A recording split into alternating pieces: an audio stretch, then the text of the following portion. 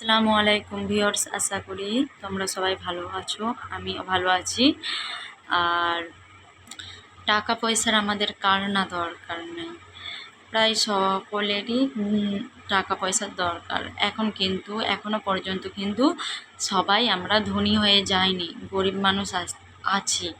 টাকা পয়সার সবারই দরকার।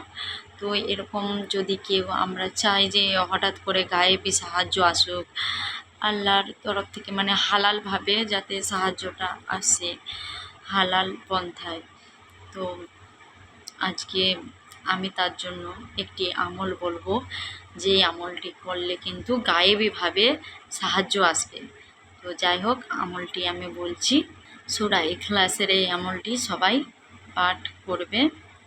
সুবহানাল্লাহ 555 বার পড়তে হবে। তারপরে বিসমিল্লাহ 21 বার, সূরা ইখলাস 21 বার পড়তে হবে, আলহামদুলিল্লাহ 55 বার।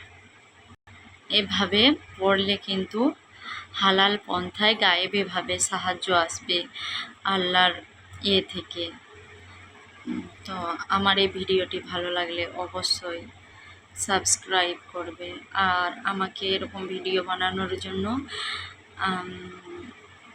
আরও কিন্তু উৎসাহিত করবে, যাতে ইসলামিক ভিডিওই মেয়েরা বানায় সেই রকমই চাই।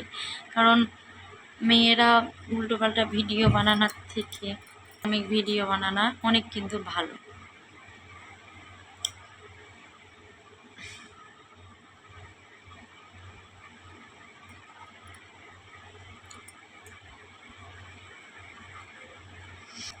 সবাই আমার জন্য দোয়া করবে। আল্লাহ হাফেজ আজকের মতো।